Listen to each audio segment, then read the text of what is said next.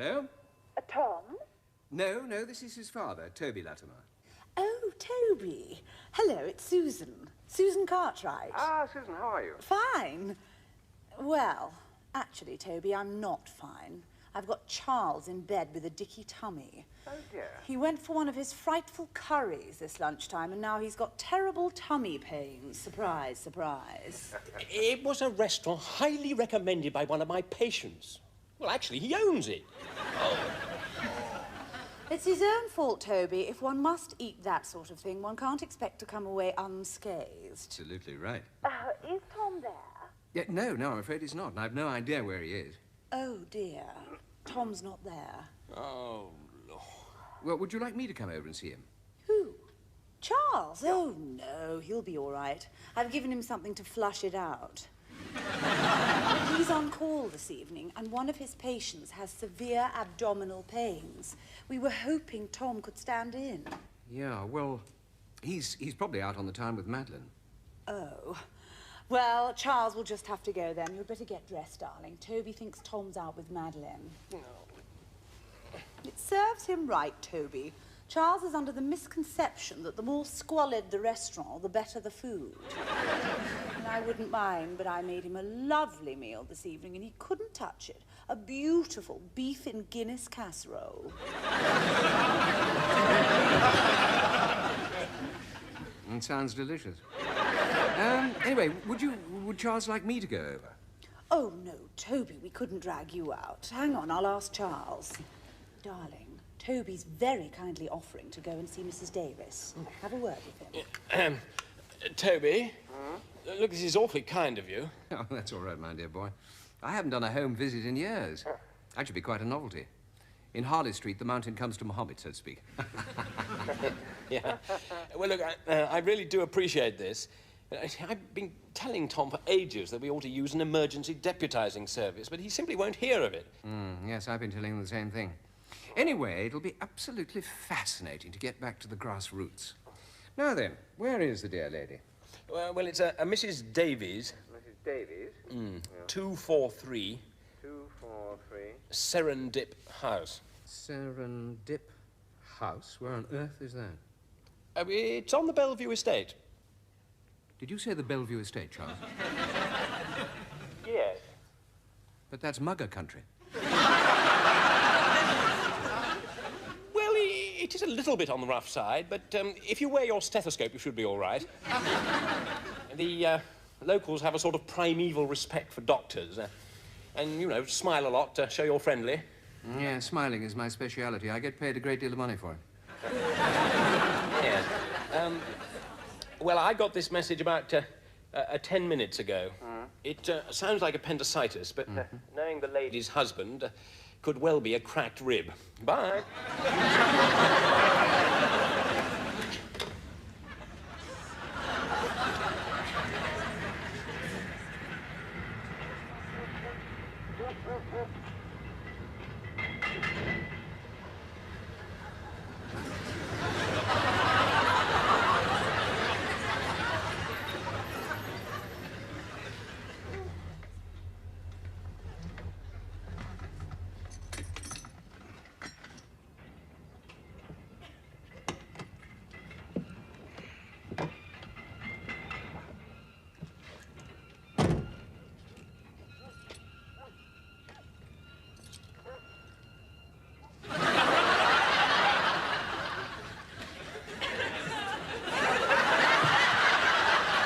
Good evening.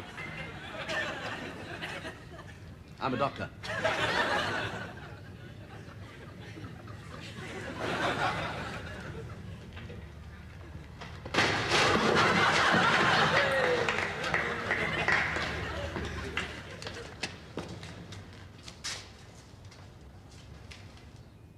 Two, 4, 3.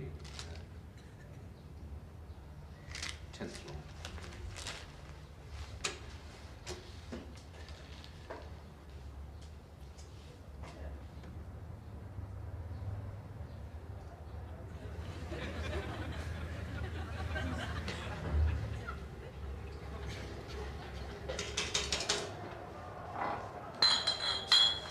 Oh, excuse me. Yeah? Is the lift working? I wouldn't know, mate. I never use it. Mate.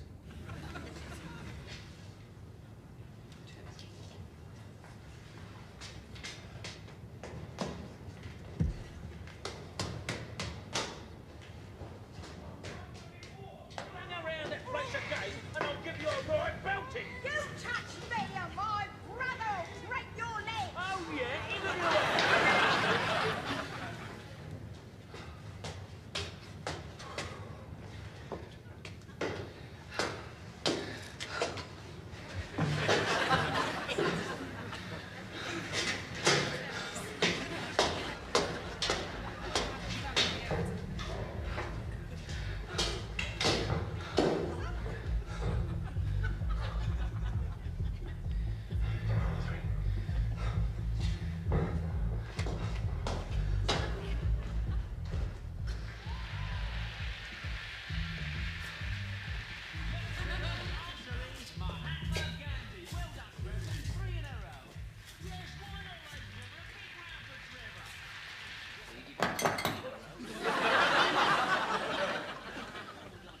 Come on at the door, Brenda. Could be the doctor, love. Can you get it? I don't know. Why do people always have to call when I'm trying to watch my TV programme? Yeah? Good evening. I'm Dr. That is Latimer. yours to take away She's and in the lab. do with what you will. Then came the first of your bonus prizes, St. Francis of Assisi, beautiful piece of art in a gorgeous gilt frame that would grace any wall in the country. You've got the set of golf clubs and the giant panda. Are you a sporting man, Trevor? Well, not since I got married. I'm I don't Dr. have the Latimer. time. Dr. Cartwright, I'm afraid, is a little bit off colour tonight himself. Thank you, Doctor. I'm sorry to drag you out. But I've got this pain. Here, Brenda. If you answer this one, you can go for the jackpot. Mr. Davies, do you think you could turn that down a bit, please? Look at you. Thank you so much. But now, back to Now, my dear, let's have a look at you.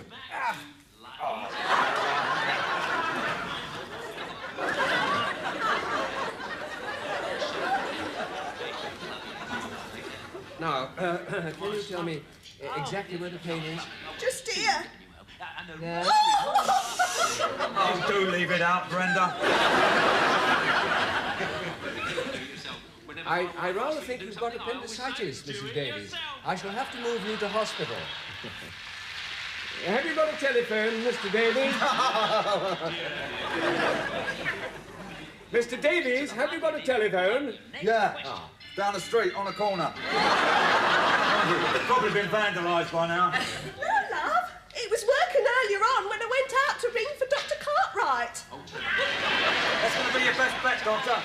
I'll go myself, only he's going for the jackpot. Look.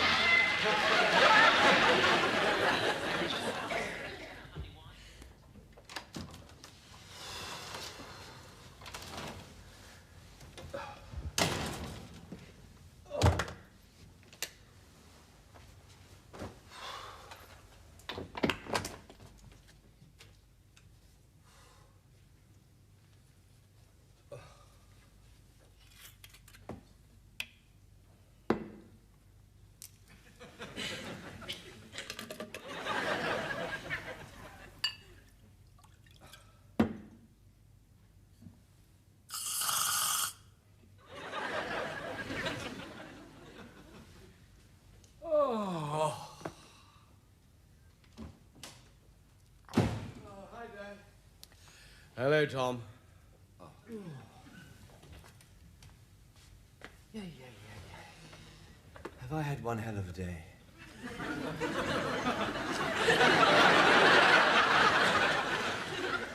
You are not the only one. Tonight, Thomas, I have had the most harrowing experience of my entire existence. You didn't lose at bridge again, did you? No. I have been working, as a matter of fact. I've been making what is known as a home visit. Where? At Dorchester? No. I've been visiting a Mrs. Davies who resides with her Neanderthal husband on the charming Bellevue estate. She has severe appendicitis, so I took her to St. Winifred's. Why? Because she has appendicitis. Where's Charles? He's on call tonight. Ah. Charles has been struck down with a nasty touch of the Indian runners. And as you were out, I offered to help. Well, that's very kind of you, Dad. Yes, it was. Oh, God, if I'd known what it was going to be like. That poor woman lives in the most appalling conditions with this monster of a husband on the 10th floor of a high-rise block. The lift doesn't work. I shouldn't think the husband does either. I tell you, Tom, I have never seen anything like it. Well, you ought to do more of my calls. About 60% of my patients live like that. Well, the sooner you get out of general practice, the better. It's so depressing. Well, I don't find it depressing. You don't? No. Oh, I have to confess that tonight was a real eye-opener for me. I mean, one doesn't realize how some people have to live. I admire you, Tom. I couldn't do what you do. Well, I couldn't do what you do. You're one of the leading skin specialists in the country. In Europe, actually. Yeah. Well, there you are, then. Mm. But, I mean, all those night calls, why don't you and Charles use a deputizing service? I mean, you get so much more free time. Well, deputies come expensive. Anyway, I like our patients to be seen by people they know. Oh, Mrs. Davies didn't know me. I must say, she rather enjoyed being taken to hospital in a roller. I'll bet she did. Well, I mean, if I hadn't been here, Charles would have had to get out of his sick bed with you running around town with Madeline, and if you had a deputizing service, there'd be no problem. Yes, as it happens, I wasn't running around town with anyone. I've been working too. Oh. Using my spare time to earn a bit of pin money. You sound like the Avon lady. That we GPs don't earn a great deal, especially when you're supporting ex-wives and they're grabbing solicitors. Sometimes we have to supplement our income. Yeah. So, what have you been doing? Well, it doesn't matter. Oh, go on, you can tell me. You've got a newspaper around? Tupperware parties. But if you really want to know, on my night off, I've been working for a deputizing service. Well, just because I don't approve doesn't mean to say I can't stand in for doctors who do. Yes, that is correct. Cartwright. C-A-R-T, as in before the horse. Yes, I'll hang on. Oh, hello. You're back early. Yes, I know. Not many home visits this morning. No, I had a very quiet surgery. I think business is falling off. Hello? Hello? I do hate it when people keep you hanging on. Hello? Oh, yeah, hello. Yes, I'm still here. Yes, I'll hang on. Especially when I'm paying for the call. Yeah. We are paying for the call. Yes. Who are you talking to, anyway? Well, I'm arranging a contract with the deputizing service. Look, I know what you're going to say, but after the fiasco last night, I want to know they're there when I need them. Hello? Ah, hello. Yes. Fine. Yeah, well, I'll send you a cheque to cover a month's retainer. Splendid. Bye. And don't worry, it won't cost you a penny. It'll all come out of my pocket. I haven't said a word. No, you don't have to. I know you don't approve. But I don't disapprove. I mean, it's a jolly good way for some doctors to supplement their income. Quite. And get a little practice in the field. Yes. Charles, look, I know I like our patients to be seen by us, but I'm not opposed to other doctors using the deputizing service. No, good. Because I'm another doctor and I'm using it. Well, yes, that's fine. Fine. Yeah. So when are they starting? Tonight. Tonight? Yes, but you're not on call. I am. No. I didn't work last night. So I'm going to work tonight, and I'm going to use the deputizing service so I don't have to work. Right. I think it's a marvellous idea. I'm going to take Susan out to dinner, and you can have another night on the tiles with Madeline. Charles, I wasn't, Yeah? No, it's nothing. I'll speak to you later. Who else can that be? Darling, yes, it's all fixed up. Starting from a month, starting this evening. Yeah. And Tom and I have got an evening off. So I thought we'd go out to dinner. No, not Tom and I. You and I. Yes. I thought we could go for a curry.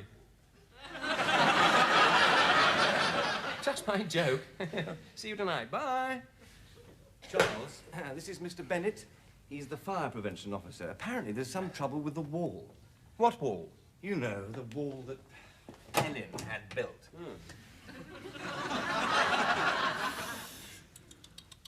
Oh, dear, oh, dear.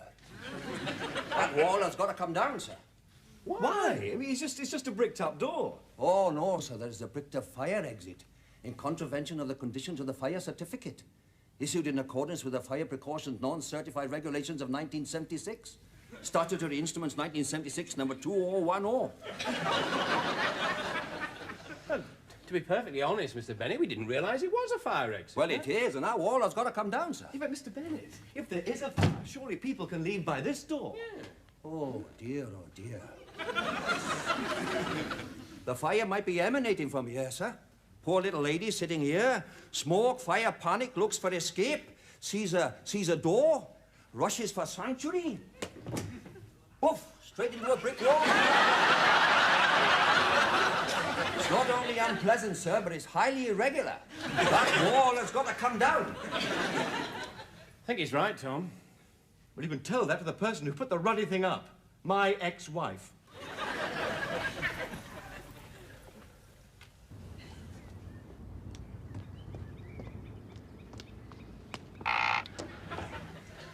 Regulations 1976, Statutory Instruments 1976, number 2010. I mean, there it is, Mrs. Latimer, in black and white. Well, quite frankly, my dear Mr. Bennett, I can't see how any of this has anything to do with me. It has got everything to do with you. You put the damn wall up. You could better have it pulled down again. Do you mind? I'm talking to the engineer, not the oily rag. Mr. Bennett, why don't we discuss this over a glass of sherry? Or are you like policemen? Pardon? Perhaps you're not allowed to drink on duty. Oh, no, we're not like policemen. A glass of sherry would be most acceptable. Besides, I'm too short to be a policeman. Quiet. Do come through. Good Lord. She's getting more and more like Mrs. Thatcher. Don't say that. It's unfair on Mrs. Thatcher. Do sit down, Charles. Now, Mr. Bennett, what would you like? Amontillado? No, sherry will do fine. Charles, are you going to join us? Oh, yeah, no, I'm fine, thanks. Now, Mr. Bennett, perhaps you'd be good enough to clarify a couple of little things for me. Certainly, Mrs. Latimer. That is what I am here for. The door is a fire exit from the surgery, correct? That is correct, Mrs. Latimer. And under the law, the wall must come down. That's right, Mrs. Latimer. In accordance with the fire regulations. There you are, Helen. Straight from the horse's mouth. Well, if that's the law, the wall has to come down. One must respect the fire regulations. I'd better get in touch with my little builder. Another sherry, Mr. Bennett. Oh, thank you. And may I say what a pleasure it is to deal with someone so cooperative. Oh, one has no choice. One must accept one's responsibilities. It's very commendable. Here. You've been very helpful, Helen. Yes, I'm glad we could sort this out so amicably. Right, come on, Charles, we're off. Oh, yes, by the way, Helen, could you get your builder to liaise with us so he's not demolishing the wall during surgery hours? Goodbye, Mr. Bennett. Oh, bye, sir. There's just one little thing. Oh, yes? Well, I may be wrong here, but would it be true to say that though the door is a fire exit from the surgery, it is not a fire exit from the house? Oh, that is absolutely right. Yes, if that part of the house was not used as a place of work, you could leave it bricked up. I see. So it really has nothing to do with me at all. I mean, if my ex-husband and Dr. Cartwright wish to continue using the surgery, then it's their responsibility, in accordance with the fire regulations. Of course, I may be wrong. Perhaps I should check with Harvey. Who's Harvey, your builder? No, my solicitor, Harvey F. Kramer. He's terribly good. Isn't he, Tom? Yep. She's so clever. Well, she is. She ran rings round us. And stop smoking. It's dangerous. You'll give yourself a coronary. Hey, you're the one that's heading for the coronary. Just calm down. I never knew that was a fire exit. Well, it is, and it's got to come down. It'll cost a fortune. Look, I'll take it down myself. We can do it together on Sunday. Sunday? Well, no, I can't. Susan and I are invited out to lunch. I can help you on Saturday. Saturday? Look, I'm playing in a tennis tournament on Saturday. Oh, I'll put it down myself. It can't be that difficult. Ruddy wall. Ruddy fire exit. Charles? Can you smell burning? Yeah. A little bit. But it was your cigarette. Well, you put it there. I told you smoking was dangerous. Charles, do something, Charles. Don't just stand there. Panicking. Well, take it. So, what did Charles say about all this wall business? Oh, he's more terrified of Helen than I am. You know where you went wrong, my boy. When you were divorced, you should have got yourself the most cunning, unscrupulous lawyer in London. Yes, I would have done, but Helen got there first. Oh, by the way, there. Charles asked me to give you this. It's a sort of thank you for last night. Oh, very kind of him. What is it? I say, Chateau Lange-Page. 76? I'll go and change. Tell him I'll stand in for him any time if I get tired like this.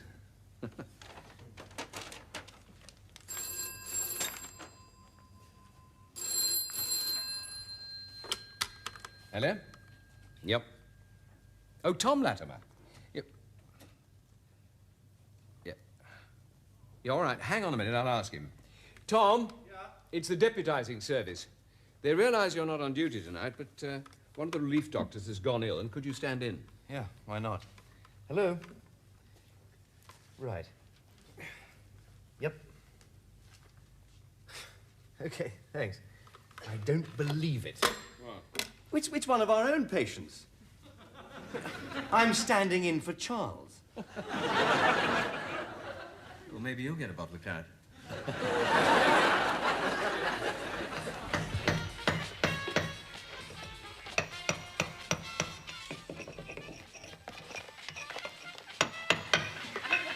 You couldn't pour me another cup of coffee, could you, sir? By all means.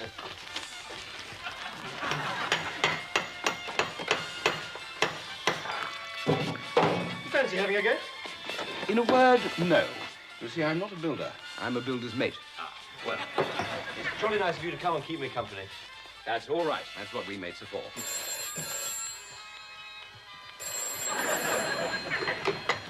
Dr. Latimer's surgery. Oh, hello, Helen. How are you? Just hang on a minute, will you? She wants to know what all the noise is about. Well, tell her.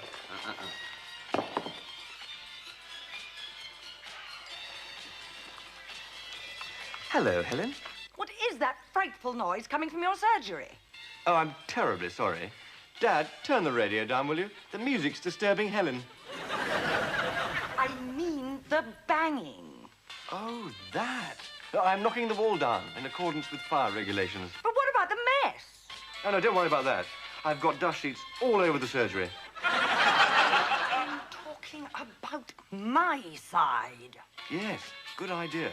I'd put something down if I were you. You'd better be through by 12:30. I've got guests coming to lunch. Whoops.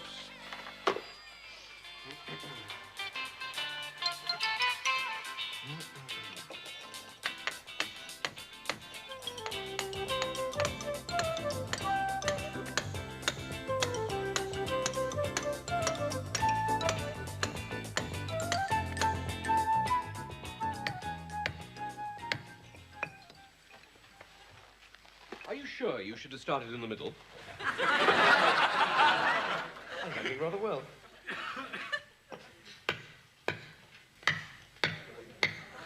I've had enough of this. You can pack up and go home. I'm sorry, but I can't stop now. I've reached a very delicate part of the operation.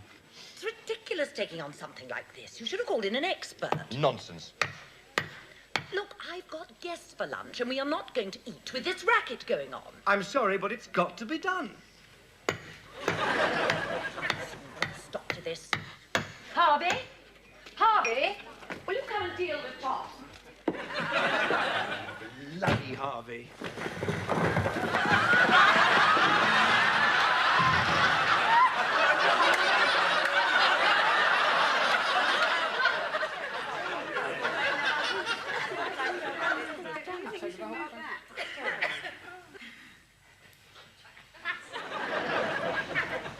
Afternoon.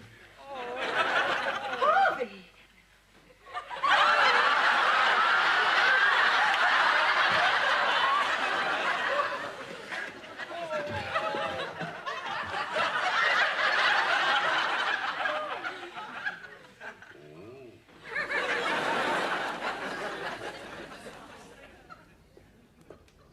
He's home now, but they kept him in overnight for observation. You're very lucky he wasn't hurt. So was he. You could have killed him.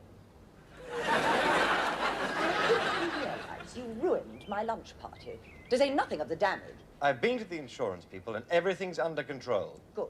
Well, my builder's coming to take all the rubble away, so we'd better clear the drive. If I shift mine, will you move Harvey's? Yeah, sure.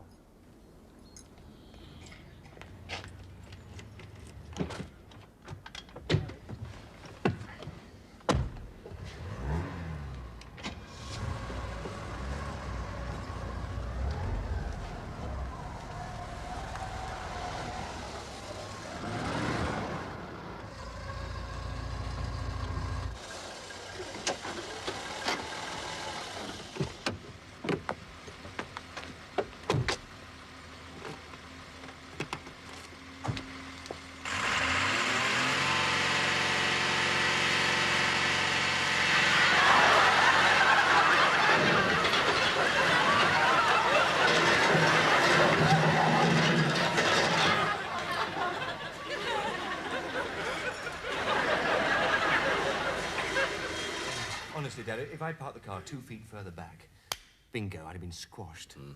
I was so lucky. Luckier than Harvey. Yesterday you flattened him, today you flattened his car. You're a walking disaster area.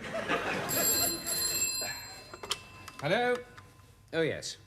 It's the deputising service again. Oh, goodness, this is the last week. I'm absolutely exhausted. Hello? Right. Yep. Got pains in the chest. Right, I better have the patient's name. Harvey F. Kramer.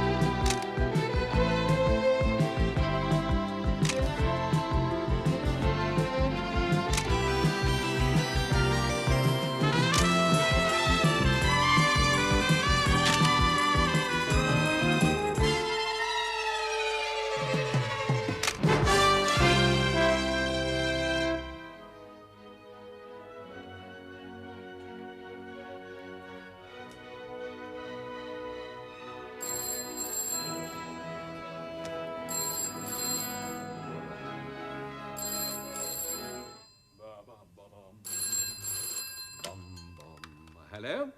Tom? No, this is his father, Toby Latimer. Oh, Toby. Hello, it's Susan. Susan Cartwright. Ah, Susan, how are you? Fine. Well, actually, Toby, I'm not fine. I've got Charles in bed with a dicky tummy. Oh, dear. He went for one of his frightful curries this lunchtime, and now he's got terrible tummy pains. Surprise, surprise. It was a restaurant highly recommended by one of my patients. Well, actually, he owns it. It's his own fault, Toby. If one must eat that sort of thing, one can't expect to come away unscathed. Absolutely right. Is Tom there? Yeah, no, I'm afraid he's not, and I've no idea where he is. Oh, dear. Tom's not there. Oh, Lord. Well, would you like me to come over and see him? Who? Charles? Oh, no, he'll be all right. I've given him something to flush it out. He's on call this evening, and one of his patients has severe abdominal pains. We were hoping Tom could stand in. Yeah, well, he's probably out on the town with Madeline. Oh. Well, Charles will just have to go then. You'd better get dressed, darling. Toby thinks Tom's out with Madeline. No. It serves him right, Toby. Charles is under the misconception that the more squalid the restaurant, the better the food. And I wouldn't mind, but I made him a lovely meal this evening, and he couldn't touch it. A beautiful beef in Guinness casserole.